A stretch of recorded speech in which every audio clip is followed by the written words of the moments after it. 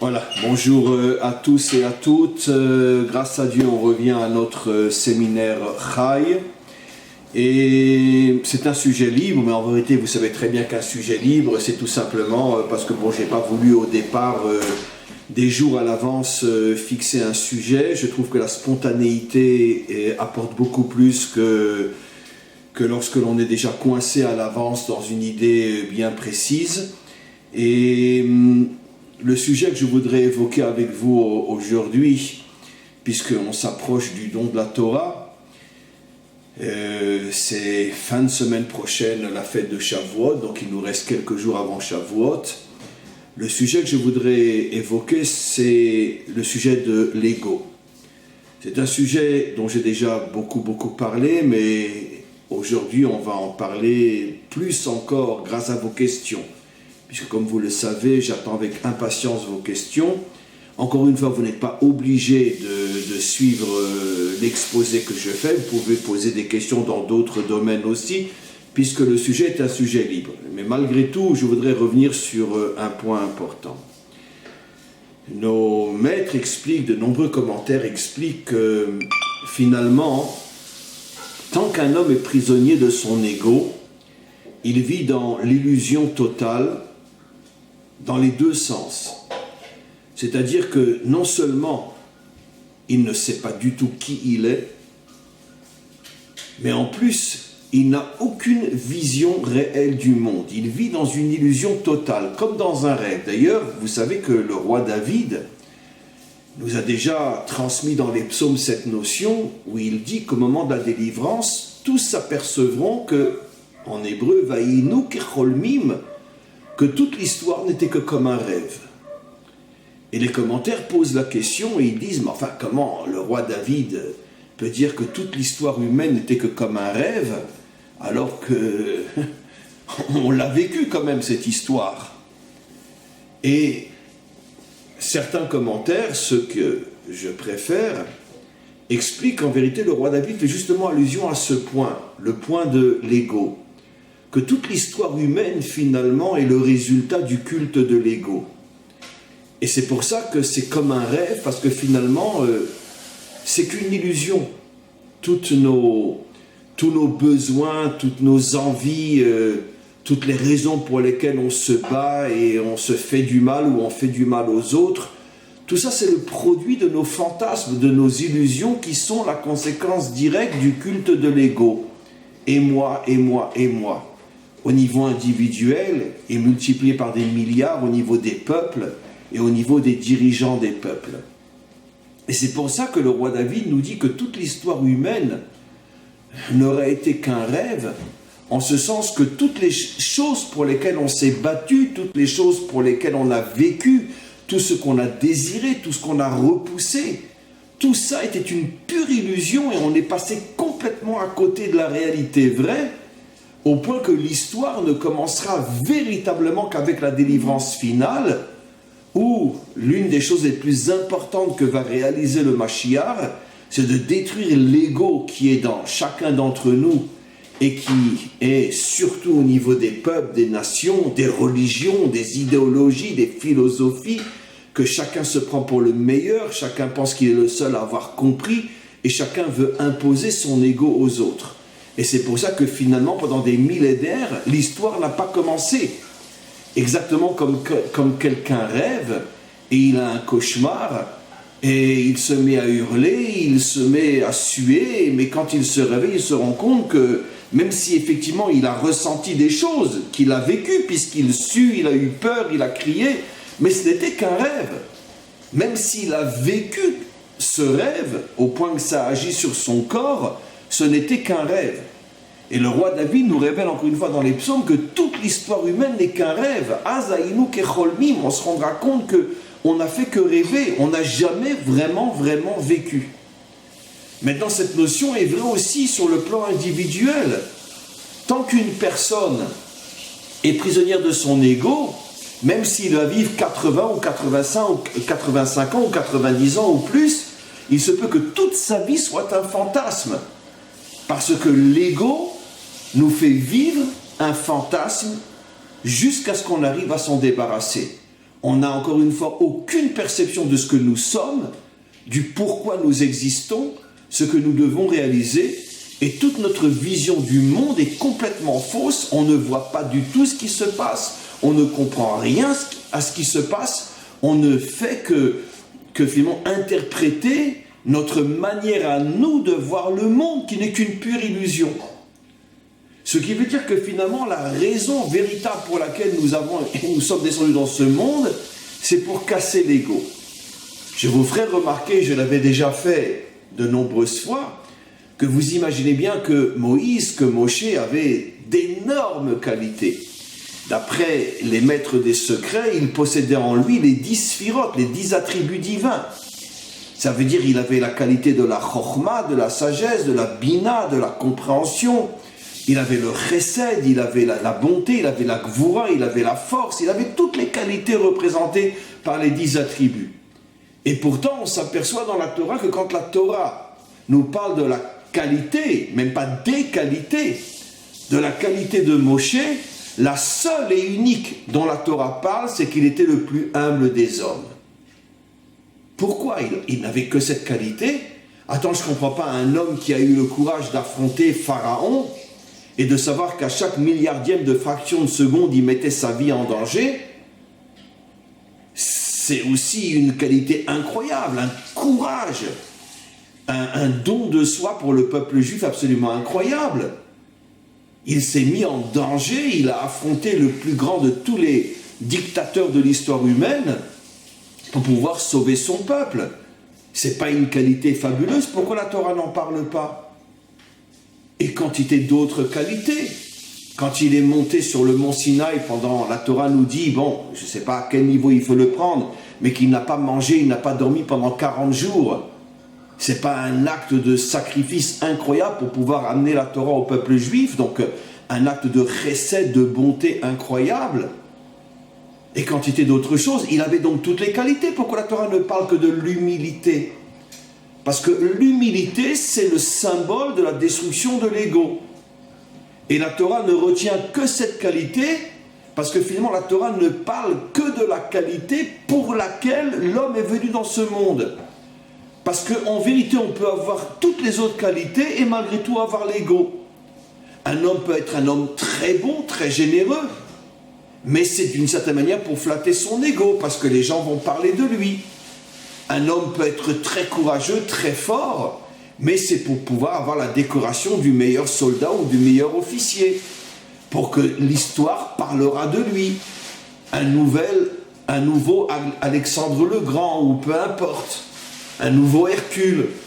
Donc effectivement, Hercule s'est mis en danger des milliers de fois. Mais tout ça, c'est pour son ego. Le monde entier ne vit que pour l'ego. Et même quand on fait des choses extraordinairement bien, le véritable pourquoi je le fais, il n'y a que moi qui le sais. C'est pour moi. Ça veut dire même quand on fait du bien en vérité, ça ne peut être que le produit de l'ego. C'est pour ça que la Torah n'est pas du tout intéressée de dire que Moshe était un homme courageux, un homme qui se sacrifie, un homme bon, un homme généreux. La Torah n'en a strictement rien à faire de ça. Parce que la seule chose qui intéresse la Torah, c'est oui, mais où est ton ego? Tu le fais vraiment pour le monde ou tu le fais pour toi?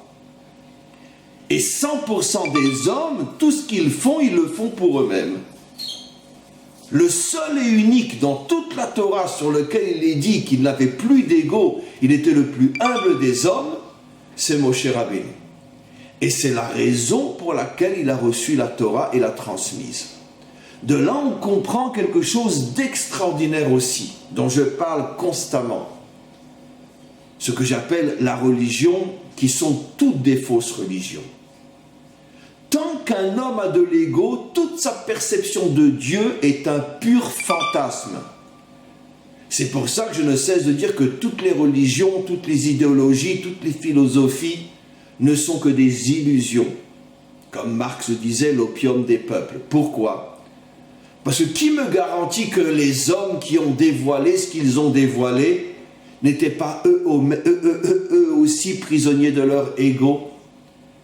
Qui me le dit? On a été voir comment ils étaient à l'intérieur pour être sûr qu'ils n'étaient pas eux-mêmes prisonniers de leur ego. Alors pourquoi je leur ferai confiance? Puisque nos maîtres nous affirment que toute perception d'un homme, aussi haute soit-elle, d'un homme qui n'est pas nettoyé de son ego, n'est qu'une illusion, n'est qu'un fantasme. Et encore une fois, c'est la raison pour laquelle Hachem insiste pour dire que je me fiche de toutes les qualités de Moshe, la seule qui m'intéresse, c'est qu'il n'ait pas d'ego, il est le plus humble des hommes.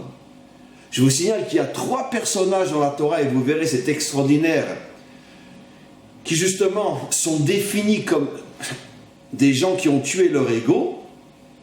Abraham a dit devant Hachem, Anori afar ve'efer, je suis de la poussière, je suis de la cendre, je ne suis rien, je suis comme la plus vile des matières.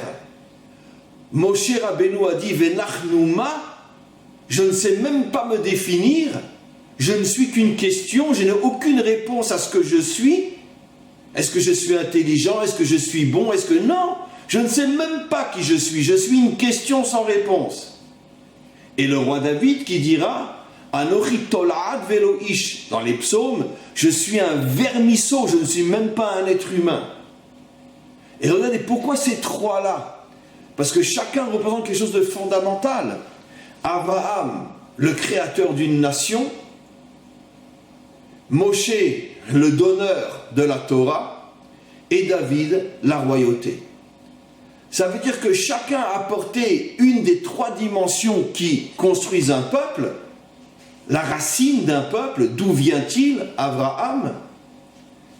On pourrait dire après l'idéal d'un peuple, la Torah donnée par Moshe, et d'une certaine manière la puissance d'un peuple, la Malchut, la royauté donnée par David.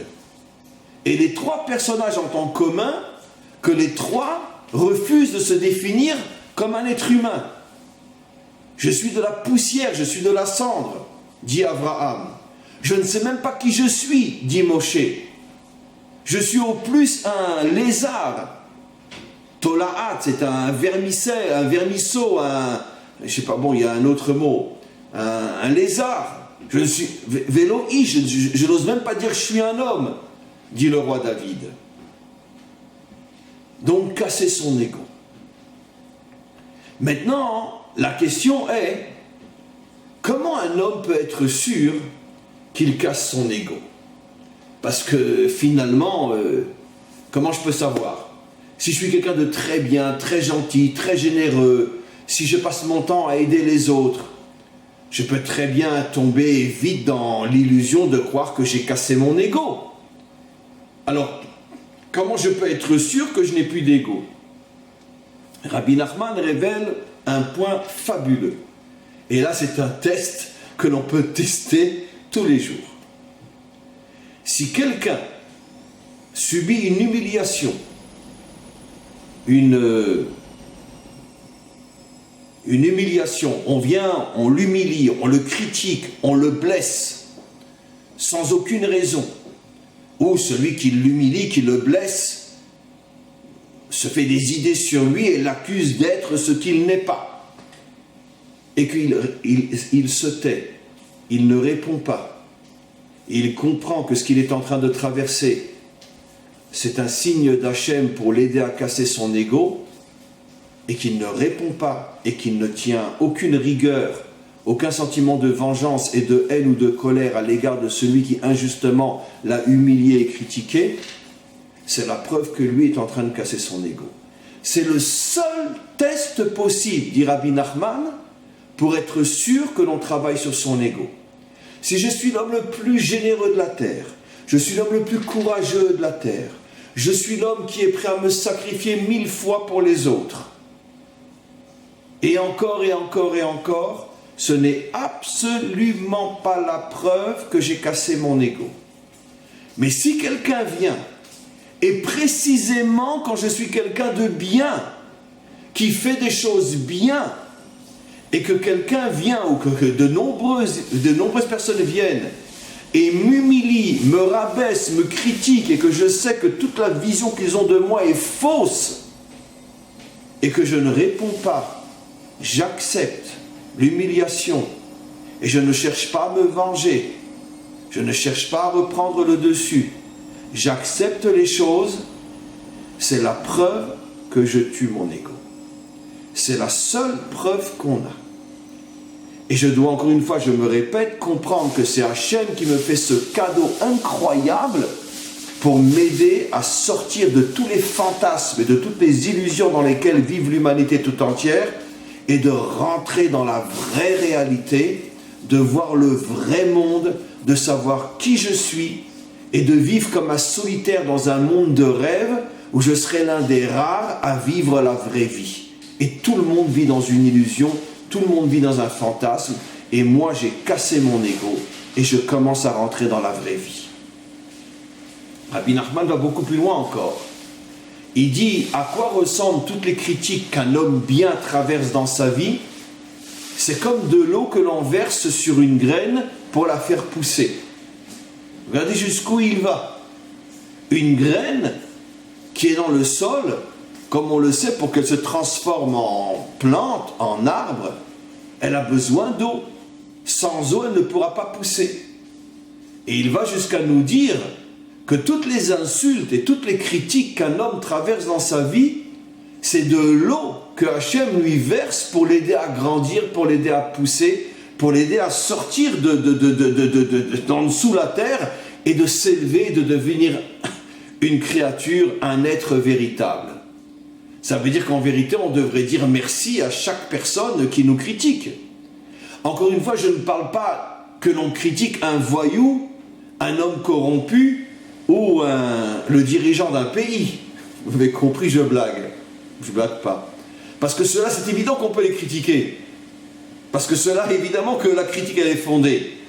C'est pas de ça que je parle. Et d'ailleurs, quand tu critiques un voyou, un gangster ou un président de la République, tu peux être sûr que ça va très très très mal se passer pour toi. Puisque eux, c'est le culte de l'ego. C'est pas de eux que je parle. Je ne parle pas d'une critique adressée à l'égard de quelqu'un qui en mérite 1000. Je parle que quand on me critique, sans aucune raison, et je sais que la personne se fait des idées sur moi qui sont complètement fausses, et que j'aurai toutes les raisons, même honnêtes, fondées, de répondre, et que je ne réponds pas. Là, je dois comprendre qu'en vérité, que celui qui me critique n'est qu'un instrument entre les mains d'Hachem pour m'aider à pousser, pour m'aider à grandir. Et c'est comme de l'eau que l'on verse sur une graine pour qu'elle puisse devenir un arbre fabuleux. Maintenant, c'est sûr que c'est sans doute la chose la plus dure à réaliser. Parce qu'encore une fois, si je sais que j'ai fait de graves choses et qu'on vient et qu'on me fait le reproche, bon, ou je suis une ordure et je me venge, ou je suis plus ou moins honnête, et bon, je me tais parce que je sais que j'ai fait des graves choses. Mais là, la raison pour laquelle je me tais, c'est parce que je sais que l'autre a raison. Mais si je sais que je n'ai rien fait et qu'on vient et qu'on me critique, et que malgré tout je ne réponds pas, mais pourquoi tu ne réponds pas? Il n'a pas à te critiquer, explique-lui qu'il a tort, explique-lui qu'il se trompe. Pourquoi tu ne réponds pas? Parce qu'en vérité, lui ne m'intéresse pas. Je comprends que c'est une épreuve pour m'aider à casser mon ego. Dans tous les domaines de la vie, nous avons ce problème-là. Et peut-être la source, la racine de ce problème-là, comme je le dis souvent, c'est dans le couple. 99,9% des couples qui se séparent, qui ne s'entendent pas, qui divorcent ou qui vivent l'un à côté de l'autre, mais pas l'un avec l'autre, c'est un problème d'ego. Comment tu as osé me parler sur ce ton-là? Comment tu as osé me dire ça? Comment tu as osé me répondre de cette manière-là? C'est l'ego. Et donc, à partir de là, ça part dans tous les sens. Mais c'est un problème d'ego. Maintenant, vous comprenez pourquoi j'ai déjà expliqué des milliers de fois que la Torah nous dit que la raison pour laquelle l'homme et la femme ont été créés, c'est parce qu'elle s'appelle Ezer Kenegdo. Elle est là pour l'aider en étant contre lui. En étant contre lui, ça veut dire quoi? Ça veut dire qu'elle va taper sur son ego. Et vice-versa, bien sûr, ça va dans les deux sens. Chacun tape sur l'ego de l'autre. Et pourquoi aujourd'hui plus personne ne se marie? Pourquoi aujourd'hui il y a 1 million de fois plus de divorces que de mariages? Et encore 1 million, je suis loin du compte. Pourquoi? Parce qu'on est dans une génération où jamais l'ego a été aussi religieusement respecté que dans notre génération. Comme je dis toujours, arrêtez de nous parler du monde laïque. Le monde laïque est la plus grande et la plus terrifiante de toutes les religions qui n'ont jamais existé sur Terre. C'est quoi? Le culte de l'ego, le Dieu égo.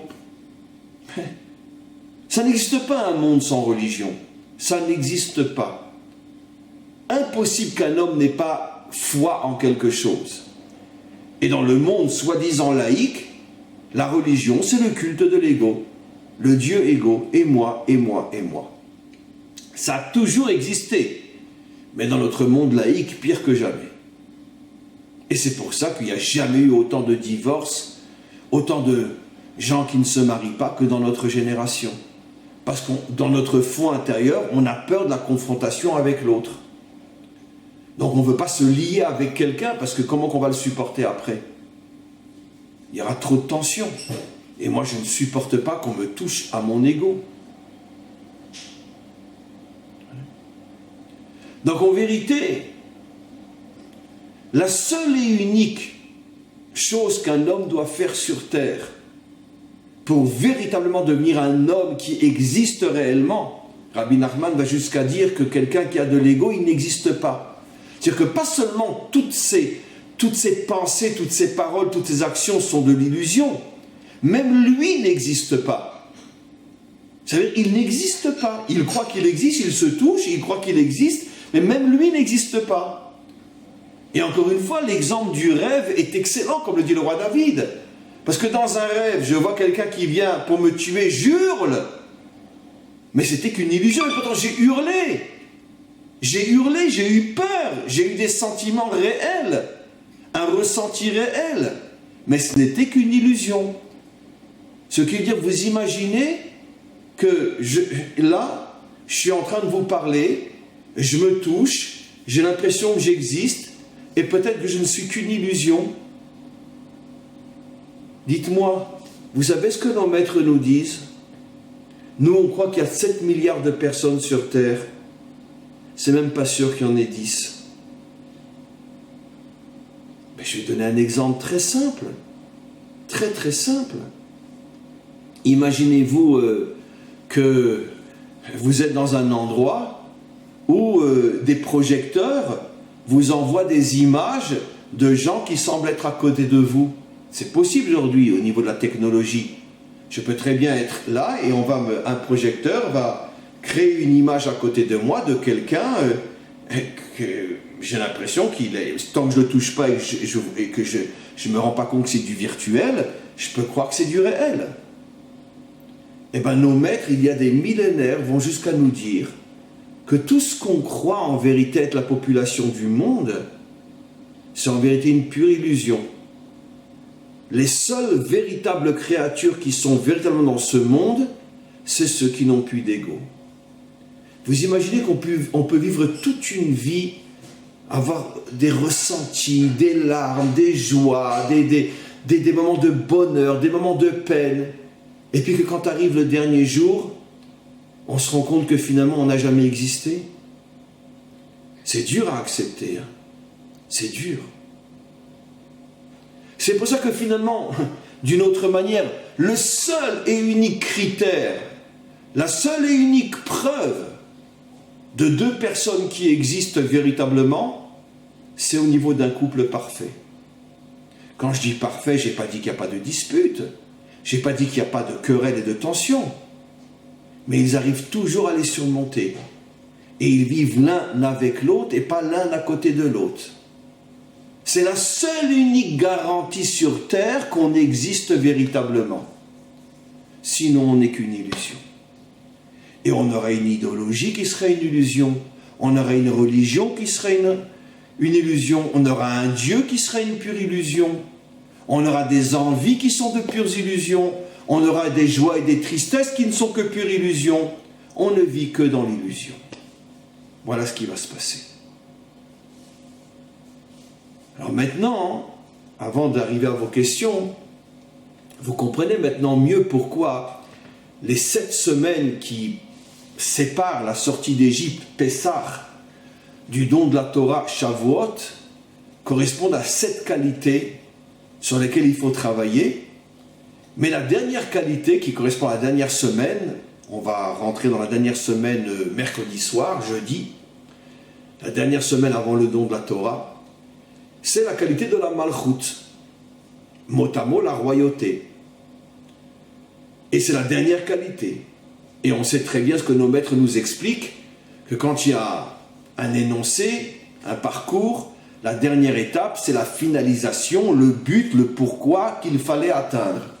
Et toutes les autres étapes ne sont que des préparations. Or, c'est quoi la Malchut? La Malchut, c'est quoi?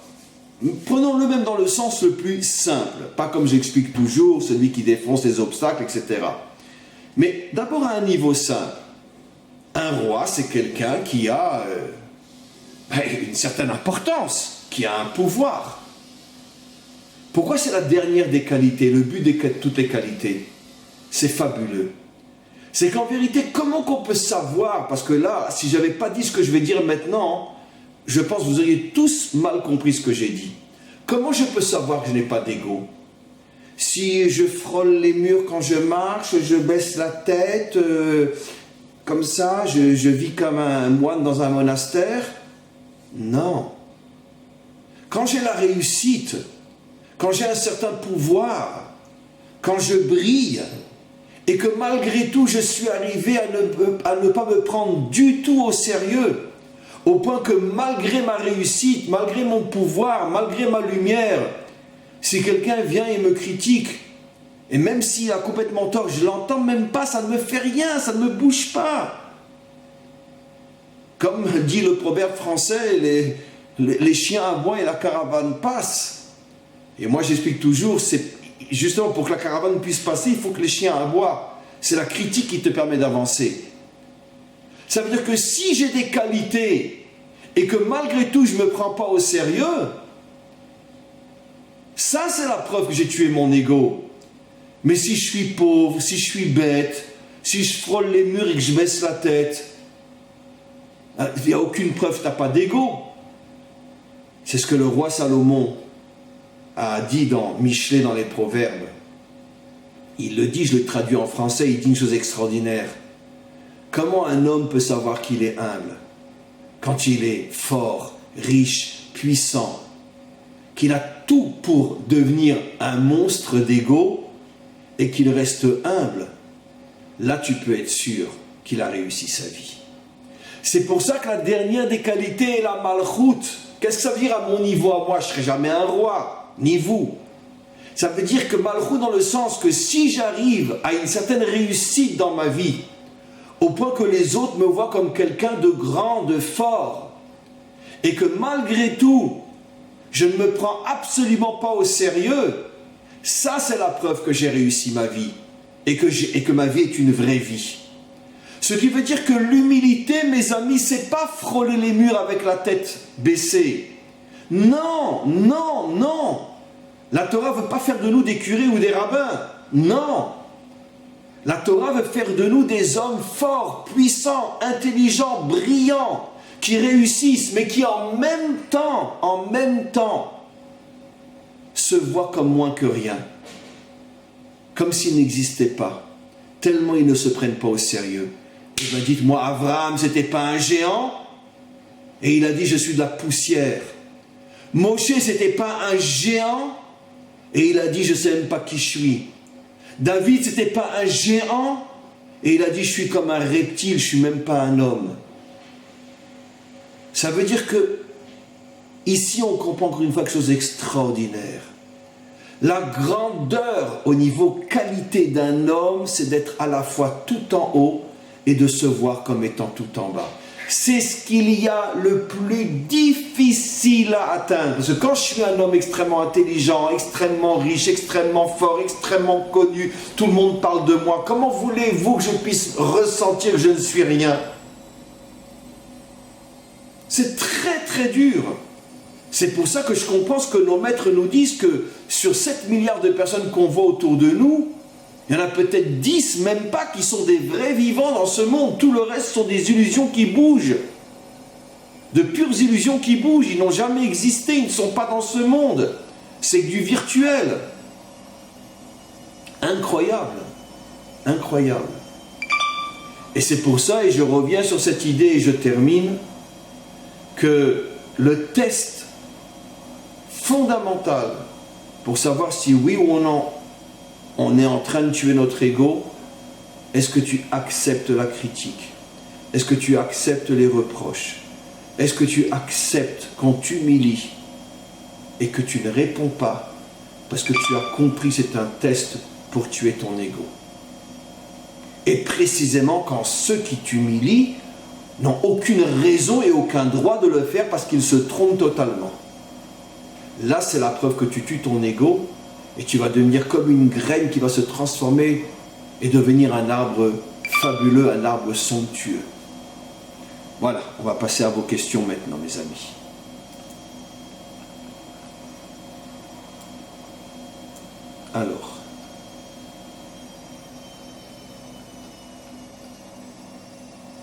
Alors, bonjour Rav, Brash.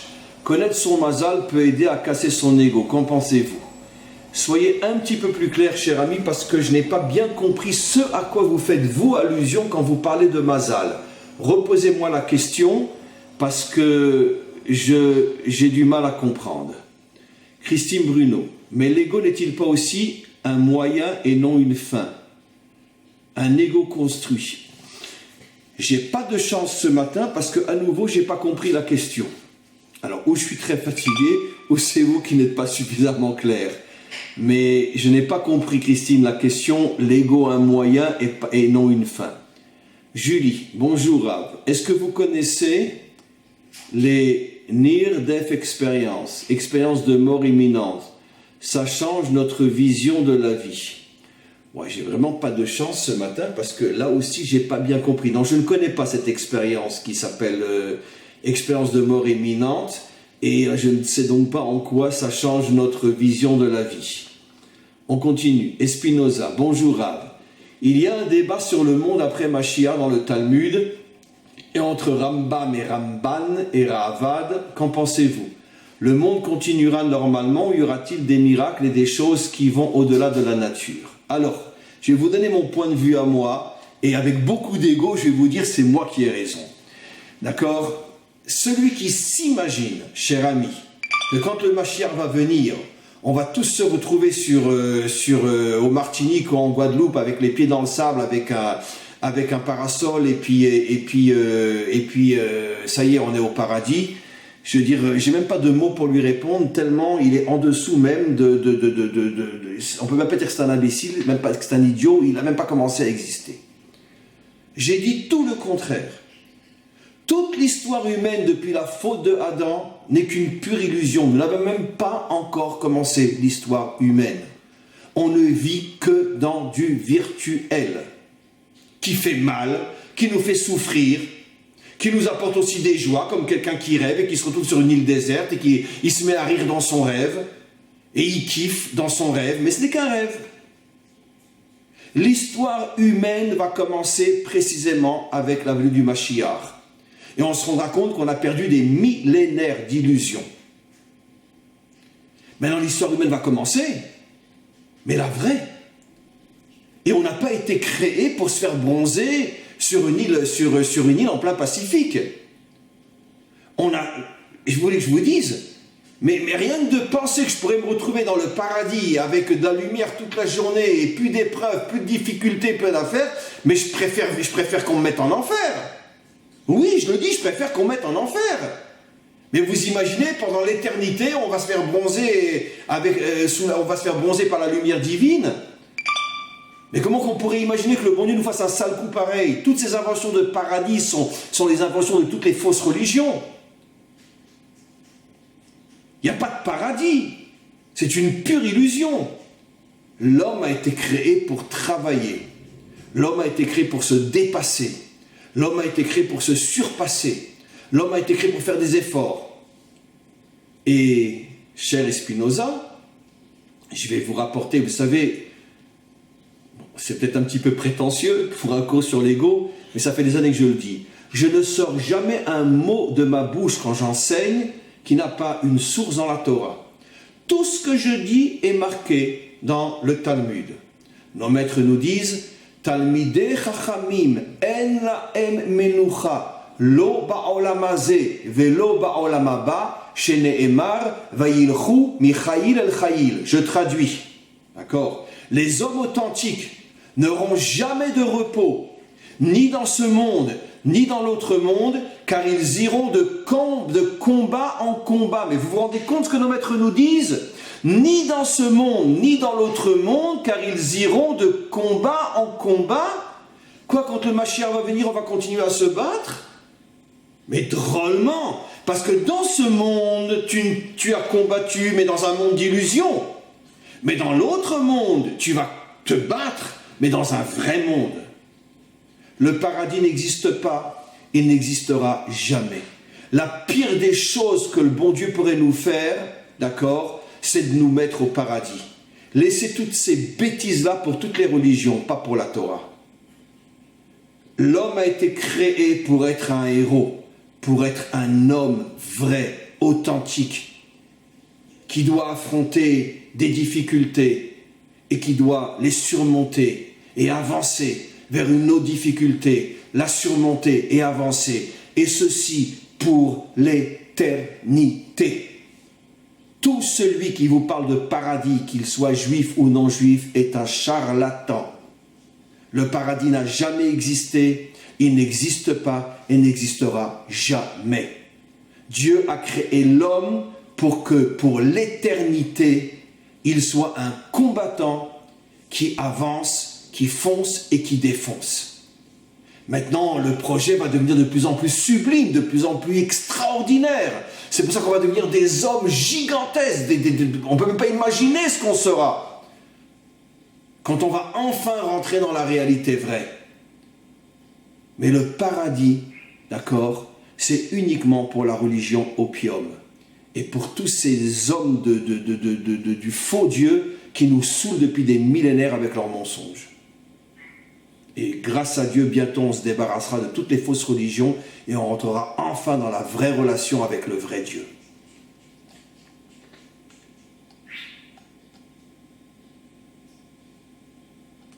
Alors, Marc, quelqu'un qui dit « je suis un lézard », comment peut-il être crédible? Il faut que cela ait...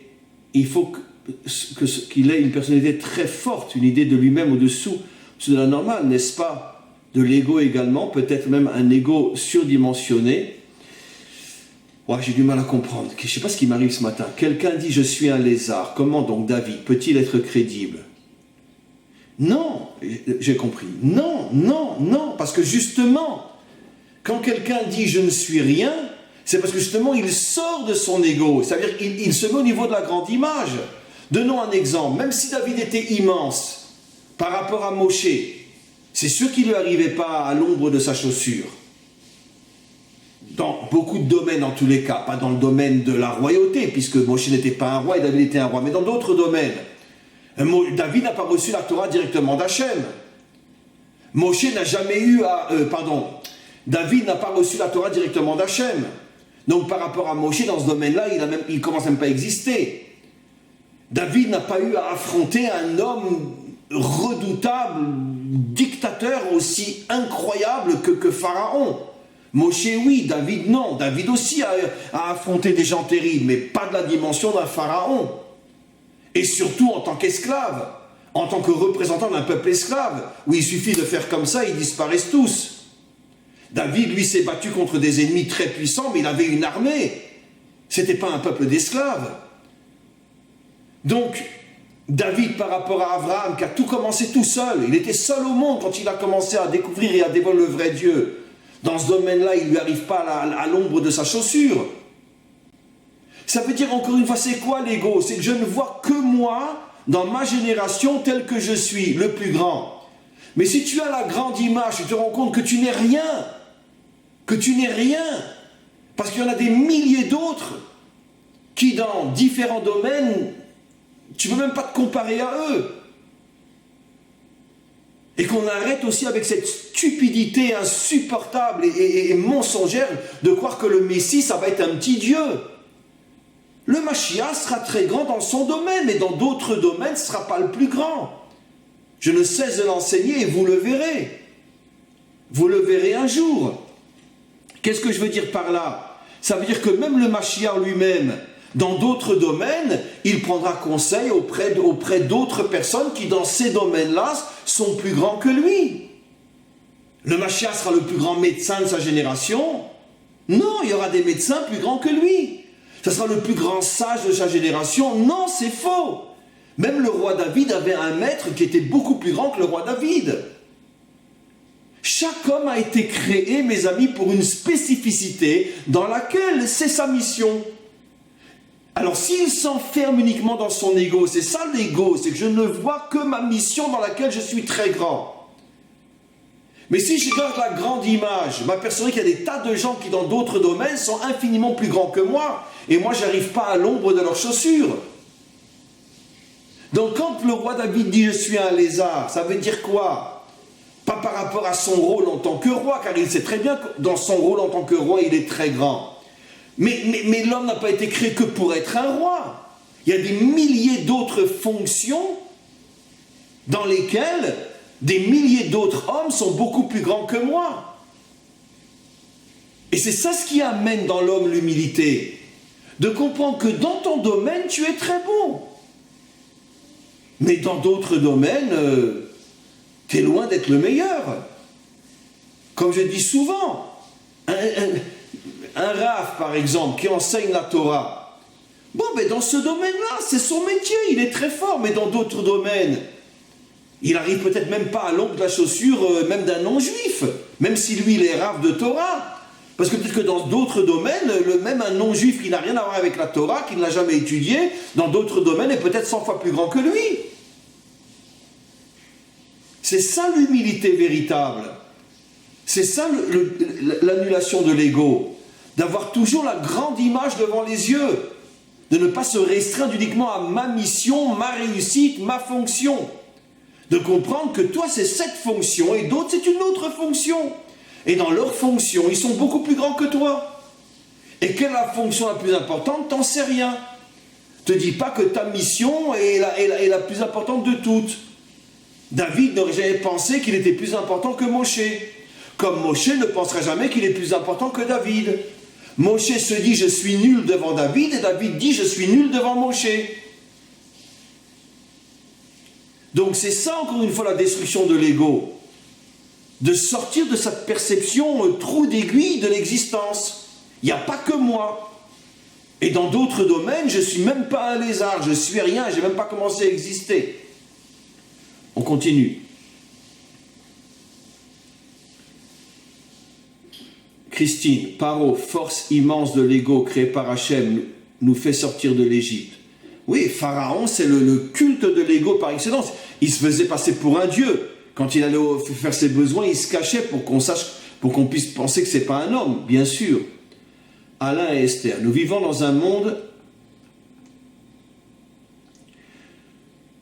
et un système où ce sont ceux qui ont l'ego les plus forts qui gouvernent et imposent leur volonté. Dans un tel monde, quelqu'un est en train de se libérer de son ego et qui évite de réagir aux critiques non fondées. Comment peut-il survivre et arriver à construire dans ce monde? Parce que la vérité est que lorsque nous... En vérité, le premier qui va véritablement jusqu'au bout, totalement, absolument arriver à détruire son ego sera le Mashiach. Et c'est comme ça qu'il arrivera à sauver le monde. Je vous donne un exemple très simple, mon ami. Grâce à la technologie aujourd'hui, on peut comprendre des choses extraordinaires. Je suis sur mon ordinateur, d'accord? Je suis en train de voir un film ou lire des choses, un journal, peu importe, des choses waouh, passionnantes. Ok? Mais d'un autre côté, si au même moment quelqu'un enlève la prise de l'ordinateur, hop, tout disparaît. Ça veut dire qu'en vérité, c'était très fort ce que je vivais. Mais ça n'existe que dans le virtuel. La preuve, c'est que j'ai enlevé la prise, tout a disparu. Ça veut dire que le monde de l'ego est un monde très puissant, tant que moi-même je fais partie de ce monde de l'illusion. Mais dès le moment où j'arrive à sortir du monde de l'illusion, je me rends compte que ce sont tous des figures virtuelles qui n'existent pas et qui n'impressionnent que ceux qui sont eux-mêmes dans le virtuel. Et d'ailleurs, je vais vous livrer un secret, ça a été ça la force de Moshe. Comment Moshe a-t-il pu avoir le courage de rentrer dans le palais de Pharaon et lui dire « Si tu libères pas mon peuple, je te casse la figure ». Mais comment, vous imaginez quelqu'un qui aurait dit ça à Hitler ou à Staline? C'est impossible. Il sait très bien qu'il ne va même pas terminer la deuxième lettre du premier mot, il est déjà mort. Comment Moshe peut venir pendant 1 an, puisque les 10 plaies ont duré 1 an, et à chaque fois dire à Pharaon, je te casse la figure encore plus que la dernière fois. Après, il lui dit, je vais tuer ton fils, la mort des premiers-nés. Mais pourquoi? Mais d'où il a cette force? D'où il a cette force? Ne me répondez pas comme tous les curés, parce que le bon Dieu était avec lui. Attendez, on n'est pas à l'église ou on n'est pas à la synagogue. On est des humains, des vrais. D'où il avait cette force? D'où? Parce que lui était arrivé, grâce à son humilité, à sortir du monde du virtuel. Et il voyait Pharaon comme une pure illusion. Maintenant, tous ceux qui étaient encore dans le monde de Pharaon voyaient Pharaon comme « Waouh !» Mais lui qui était sorti du virtuel, comme quand tu éteins ton ordinateur, c'est fini, il n'y a plus rien, l'écran est noir. Pourtant, quand tu étais dessus, tu étais « Waouh !» Tu vas au cinéma, tu vois un film merveilleux, passionnant, extraordinaire. Mais ce n'est que du virtuel sur un mur. Moshe, il avait compris que toute la puissance de ce monde n'est que du virtuel. Et ça sera ça la force du Mashiach, plus encore que Moshe, plus encore que tous ceux qui l'ont précédé. Il va tellement sortir de ce monde virtuel que plus rien ne lui fera peur. Et il sera capable d'affronter les pires tyrans. Il n'aura peur de rien parce qu'il saura que tout n'est que du virtuel. Et vous savez où est l'allusion à ce que je dis? C'est la fameuse image que Hachem a montrée justement à Moshe. Le buisson qui brûle mais qui ne se consume pas. C'est tout le cours d'aujourd'hui. Toi tu le vois qui brûle mais il ne se consume pas. Pourquoi? Parce que c'est une pure illusion. Pourtant tu vois qu'il brûle. Quand Moshe l'a vu brûler, il s'est rapproché pour le voir. Et il a vu qu'il ne se consumait pas. Qu'est-ce qu'Hachem a voulu lui faire montrer? Le feu, c'est le mal qu'il y a dans ce monde. Tu crois que le mal détruit ce monde? Non. Seulement ceux qui sont dans le monde de l'illusion se voient détruits. Mais ceux qui sont en dehors du monde de l'illusion, grâce au fait qu'ils ont tué leur ego, cela s'aperçoit que le feu n'est qu'une illusion. Le mal n'arrivera jamais à détruire ce monde. Parce que ce monde est tenu par Hachem. Et nous, on croit que les méchants font du mal. Mais en vérité, un jour, on se rendra compte que Azaïnou Kecholmim, on était comme dans un rêve. Comme si Hachem va laisser les méchants détruire son monde. C'est qu'une pure illusion. Et c'était ça la force de Moshe.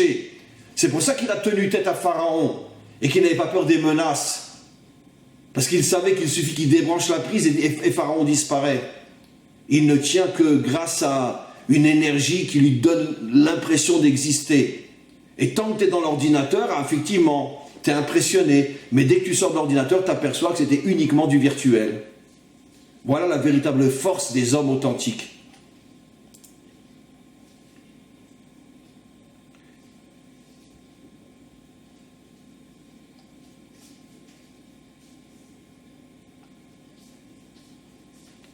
Alors, encore une question d'Alain Esther. Il ne sert donc à rien de chercher à changer le monde tant que nous sommes esclaves de notre ego. Absolument, absolument, absolument. Car sous l'emprise de l'ego, tous nos combats ne sont que des illusions. Absolument. Personne ne pourra changer le monde tant que nous serons prisonniers. À 100%, 80%, même 1%, tu ne peux pas. Pourquoi ? Parce que dans le monde de l'illusion, tu es impressionné par l'illusion, comme quelqu'un, encore une fois, je m'excuse de me répéter, qui fait un cauchemar, il hurle, il pleure, il crie, mais ce n'est qu'une illusion. C'est un des plus grands secrets incroyables que nous a révélé le roi David en nous disant que quand le Mashiach viendra, on se rendra compte que tout le monde rêvait. Ce monde n'existe pas tel que nous le ressentons. On vit vraiment comme devant un écran de télévision. Il n'y a rien. Et pourtant, on ressent. C'est pour ça que ne peuvent changer le monde que des êtres qui ont cassé leur ego. C'est-à-dire qu'ils sont sortis du virtuel pour rentrer dans le réel. Et donc ils voient le virtuel comme une pure illusion, ils n'ont plus peur. Ils n'ont plus peur. Et il y a quantité d'histoires dans la Bible, dans le Nar, dans les enseignements des maîtres d'Israël, dans le Talmud, dans le Midrash, de choses comme ça où on voit que des hommes qui étaient dans une situation de danger sont arrivés à se connecter à Hachem avec une telle émouna qu'il n'y a que Hachem. Tout ce que je vois, tout ce que je ressens, c'est qu'une pure illusion. Il n'y a que Hachem. Et c'est comme ça qu'ils ont traversé le danger sans qu'ils aient rien. Je raconte souvent cette histoire. Et avec votre permission, on va pratiquement conclure cette histoire authentique de quelqu'un pendant la guerre, un juif qui était dans un ghetto, et il a décidé qu'il sort du ghetto. Et comment sortir du ghetto? Tu t'approches près de la porte du ghetto, tu es fusillé. Et pendant quelques jours, il a fait une grande réflexion intérieure, où il a voulu ressentir de toutes ses forces ce que dit le verset. C'est un verset, En od milvado, il n'y a que lui. Il l'a tellement intégré, tellement ressenti, tellement vécu, qu'il s'est approché près de la porte du ghetto, il est sorti, les Allemands ne l'ont pas vu, et comme ça, il a pu survivre à la guerre. Sur le chemin, il a rencontré des tas de groupes de nazis qui ne le voyaient pas. Lui, il les voyait, mais eux, ils étaient devant lui, mais ils ne le voyaient pas. Pourquoi? Parce qu'il était dans une autre dimension, il était dans un autre monde. Je sais que ça paraît de la science-fiction.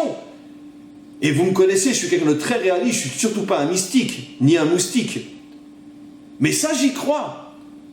Si quelqu'un vraiment arrive à se connecter au maître du monde avec une force telle qu'il ressent, pas il sait, mais il ressent qu'il n'y a que lui, il sort de la dimension du virtuel, il est dans une autre dimension, et il passait près des nazis, les nazis ne le voyaient pas. Comme c'était transparent. C'est une histoire authentique. Bon, ça s'est passé une seule fois dans toute l'histoire de la Shoah, mais une histoire absolument incroyable. Et donc, ne peut changer le monde que quelqu'un qui arrivera à sortir complètement de l'illusion de ce monde, et il verra ce monde comme quelque chose de complètement virtuel, et là, il pourra défoncer ce monde pour le changer. Celui qui y arrivera sera le Mashiach, tout simplement. Alors, c'est la grande question, puisque l'on doit faire face à des vents de 500 km/h apportés à sa brique, à ce monde relevé du miracle.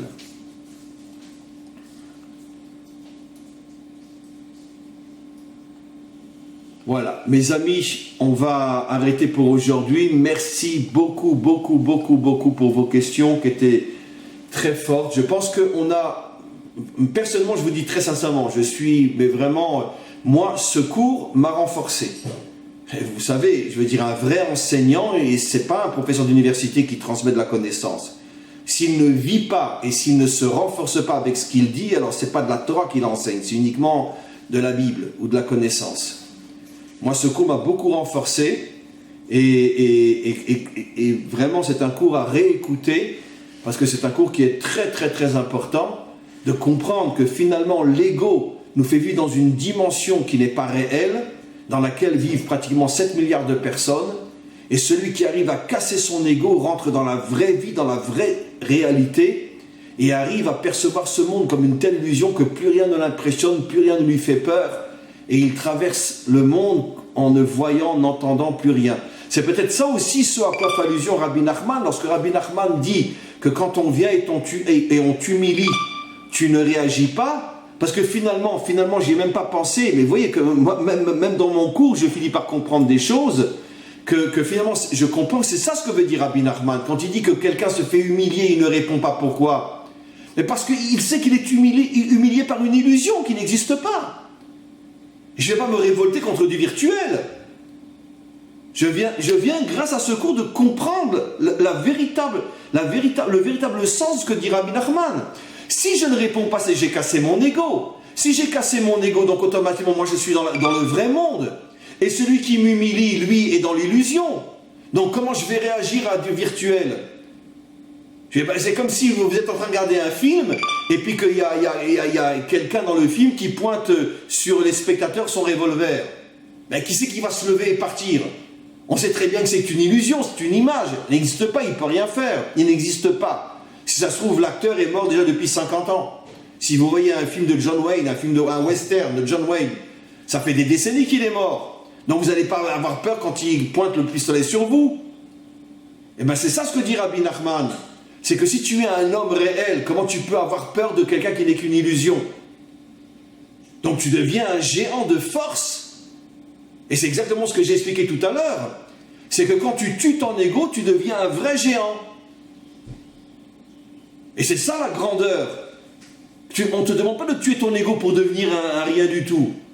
Quand le roi David dit « je suis un vermisseau », j'ai expliqué. C'est qu'il a l'humilité de comprendre qu'il est grand dans son domaine, mais il est minable dans différents autres domaines dans lesquels il y a plus grand que lui. Mais quoi qu'il en soit, dans son domaine, c'est un géant. Parce qu'il est rentré dans la vraie vie. Voilà mes amis, à tous et à toutes, merci beaucoup et à très bientôt.